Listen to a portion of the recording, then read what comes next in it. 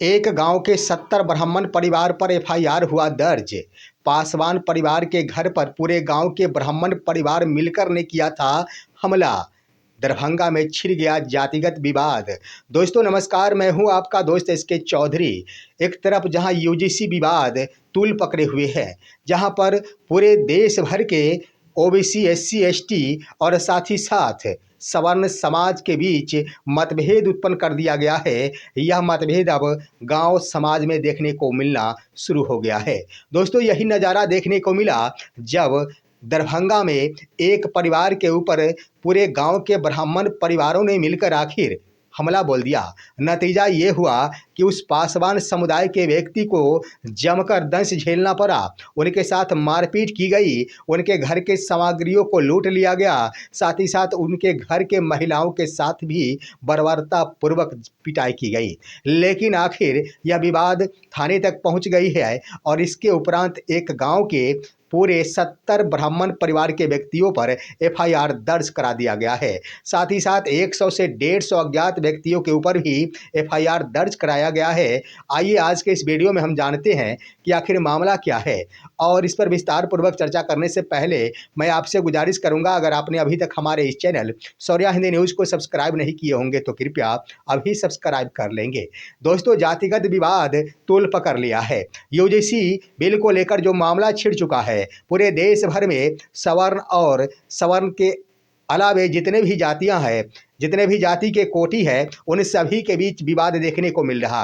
अब यह विवाद गांव समाज स्तर तक देखने को मिलना शुरू हो गया। मामला जुड़ा हुआ है बिहार के दरभंगा जिले से। दरअसल दोस्तों दरभंगा जिले के अंतर्गत कुशेश्वर स्थान थाना अंतर्गत एक गांव आता है, रामनगर गांव। उस गांव में एक परिवार जिनका काम है घर बनाने का काम, मजदूरी करना, और इसके अंतर्गत दोस्तों उस परिवार के मुखिया है आखिर अशरफी पासवान। अशरफी पासवान के ही बेटे गांव में रहकर मजदूरी का कार्य किया करते हैं, राजमिस्त्री का काम किया करते हैं, यानी घर का ठेका लिया करते हैं, घर बनाने का ठेका लिया करते हैं, मजदूरों को रखकर घर बनाने के पूरे जिम्मा उठाते हैं। वही हुआ कि अशरफी महतो का बेटा आखिर घर बनाने का ठेका लिया था उसी गांव के एक ब्राह्मण परिवार से, और यह ठेका आज का नहीं, वर्ष 2015 में लिया गया था। उन्होंने पूरी प्रक्रिया को अपनाई और घर बनाना शुरू किया। घर बनाकर उन्होंने तैयार भी कर दिया और उस ब्राह्मण परिवार के व्यक्तियों ने खुशी खुशी उस घर में रहना भी प्रारंभ कर दिया। लेकिन आखिर गनीमत ये रह गई कि उस मजदूर को जितने पैसे मिलने चाहिए थी वो पैसा अदायगी नहीं किया गया। यानी कुल मिलाकर अशरफी पासवान का कहना है कि हमारा बेटा विक्रम पासवान जो कार्य कर रहा था उसका 2.5 लाख रुपए रख लिया गया, और बार बार ही डिमांड की जाती थी। जब हमारे बेटे का स्तर से यह पैसा मांगा जाता था तो बात को टाल दिया जाता था। लेकिन अंततः जब हमारे बेटे ने जिद पकड़ी और पैसे देने की बात कही, यह कही कि हमारे साथ जिन मजदूरों ने काम किया उन सभी का भी बकाया है और उन सभी के द्वारा हमसे पैसों की डिमांड की जाती है, तो आप पैसा क्यों नहीं दे रहे। लेकिन इस पर भी आखिर मामला नहीं सुलझा।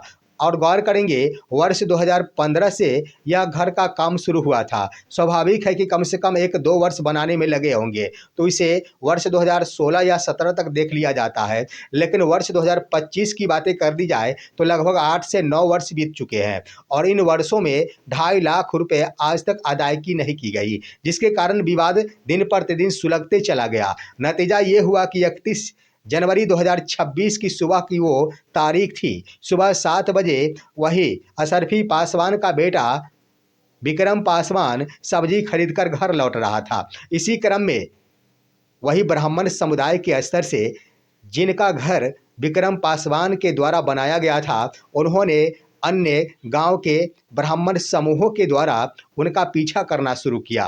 पीछा ही नहीं किया, लाठी डंडों के लेकर उन्हें दौड़ाया गया। अपने जान बचाने के लिए विक्रम पासवान दौड़कर भाग गए और अपने घर में छुप गए। लेकिन वो तमाम व्यक्ति आखिर रास्ते में नहीं क्यों रुके। रास्ते में रुकने के बजाय वो उनके घर पर पहुंच गए। नतीजा ये हुआ कि घर पर जाने के बाद घर पर ही हमला बोल दिया गया और हमला इस कदर बोला गया कि जमकर पिटाई की गई विक्रम पासवान की। इतना कि लहूलुहान कर दिया गया और बीच बचाव करने वाले उसके चचेरे भाई आए तो उनके साथ भी मारपीट की गई। जब घर की महिलाएं यानी उस विक्रम पासवान की मां रामतरी देवी निकली तो रामतरी देवी के साथ भी मारपीट की गई। जब उसकी बच्ची निकली, छोटी सी बच्ची, तो उसके साथ भी इस कदर मारपीट की गई कि पीठ की हड्डी ही टूट गई। और इस कदर भीड़ की संख्या यानी ब्राह्मण समुदाय काफ़ी संख्या में थे। लगभग 200-250 की संख्या में लोग एकजुट हो गए थे और पूरे परिवार को इस कदर घेर रखे थे कि किसी की भी चूतक नहीं रेंग रही थी, जिसका नतीजा हुआ। और विक्रम पासवान का आरोप है, साथ ही साथ विक्रम पासवान के पिता असरफी पासवान का कहना है कि लगभग 200 और 250 की संख्या में किसी परिवार को कोई घेर लेगा तो जरा सोचा जा सकता है कि उस परिवार के मुख से कौन सी बातें निकल सकती। नतीजा ये हुआ कि मारपीट तो हमारे परिवार के सदस्यों के साथ किया ही गया। घर में रखे जो भी गहने थे, यानी उनका कहना ये था कि 30 ग्राम लगभग सोने थे, वो भी लूट कर ले गए सारे लोग। हमारे घर के अन्य जितने भी सदस्य थे, कुल मिलाकर 4 मोटरसाइकिलें थी, उसे भी क्षतिग्रस्त कर दिया गया। और अपनी पोती की शादी के लिए हमने 2 लाख रुपए इकट्ठा करके रखे थे, जो कैश के रूप में थे, वो भी लेकर वो लोग भाग निकले। और नतीजा ये हुआ कि हमारा बेटा पूर्णतः बेहोशी की हालत में था। अंततः उसे अस्पताल पहुंचाया गया और अस्पताल पहुंचाने के बाद इलाज के बाद ही उसे होश आ पाया है, जिसको लेकर दोस्तों उन्होंने एफआईआर दर्ज कराई है।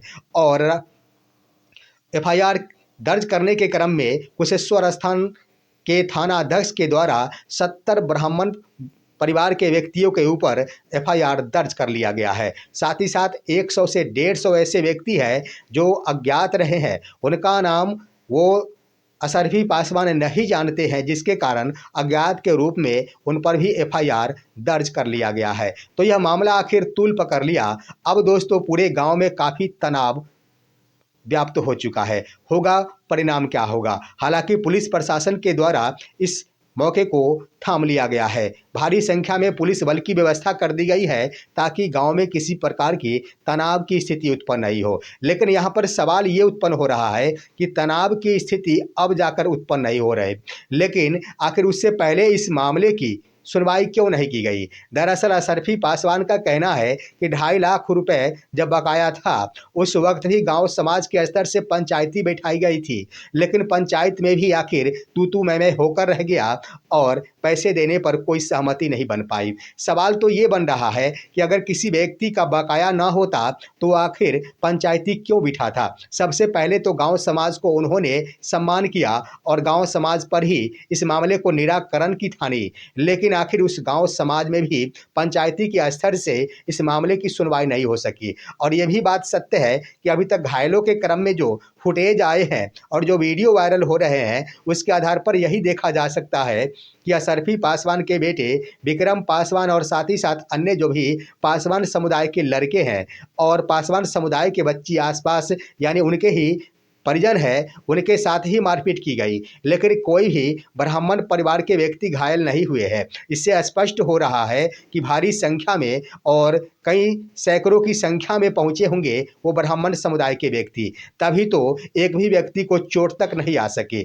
और इसका खुलासा भी स्पष्ट हो रहा है कि अगर इस समाज यानी असरफी पासवान के समाज के स्तर से इस मामले को तुल दिया जाता तो स्वाभाविक है कि दोनों तरफ से मारपीट होती और दोनों पक्ष के लोग घायल होते, लेकिन अभी तक सिर्फ व सिर्फ पासवान समुदाय के व्यक्ति ही घायल नजर आ रहे। इससे स्पष्ट हो रहा है कि निश्चित रूप से ब्राह्मण समुदाय के स्तर से इस मामले को तुल दिया गया होगा और घर पर चढ़कर एक बड़ा प्रहार किया होगा। लेकिन सवाल यहाँ पर यह बनता है कि नेताओं का काम होता है जातिगत और वर्गवार आखिर विवाद पैदा कराना, लेकिन आखिर समाज में रहना है तो इस कदर की नीतियाँ क्यों अपनाई जाती है? सोचने की बात यह है कि यहाँ हमला तो बोल दिया गया, लेकिन जरा गौर कर दिया जाए कि पूरे बिहार की ही बातें कर ली जाए। अगर घर बनाने की ठेका लेने की बातें की जाए या फिर राजमिस्त्री के मजदूरी के रूप में काम करने की बातें की जाए, तो यहाँ पर अगर जातिगत नीति अपना लिया जाता है, अगर अन्य वर्गों के लोग कह दे कि हम ब्राह्मण समुदाय के घर में काम नहीं करेंगे, मजदूरी नहीं करेंगे, तो जरा सोच लिया जाए कि क्या उनका वह घर बन सकेगा। क्योंकि आप देखेंगे तो मजदूरी करने के क्रम में ब्राह्मण या स्वर्ण समाज के लोग काफ़ी पीछे रहते हैं। वो मजदूरी को आधार नहीं बनाते हैं, वो समझते हैं कि यह काम मेरा नहीं है, मेरा काम उच्च स्तरीय है, मजदूरी करना अन्य वर्गों के लोगों का काम है। तो इस आधार पर दोस्तों यहाँ पर जातिगत या फिर वर्गवार अगर नीतियाँ अपनाई जाती है तो जीना मुश्किल और बेहाल हो सकेगा। इसलिए कम से कम जातिगत नीति से और वर्गवार भेदभाव को मिटाकर यहाँ पर समाज में एक समरसता की ज़िंदगी बितानी चाहिए और आपसी भेदभाव या फिर आपसी तनाव को समाप्त कर ये नहीं समझा जाना चाहिए कि कोई सवर्ण है या फिर कोई ओबीसी, एससी, एसटी है। लेकिन आखिर सरकार ही इसे पनपा देती है। सरकार का ही कार्य होता है कि जब तक इनको कई वर्गों में विभाजित नहीं करेंगे, हम सत्ता में बने नहीं रहेंगे। कम से कम इन बिंदुओं को ही देश के नागरिकों, बिहार के नागरिकों और आम जनता को विचार करनी चाहिए। इस पर आप क्या कहेंगे, अपनी राय कमेंट के माध्यम से दीजिए। हमारे इस वीडियो को लाइक और शेयर कीजिए और अब दीजिए अपने दोस्त को इजाज़त। हम फिर मिलेंगे आपसे अगले वीडियो में, तब तक के लिए नमस्कार।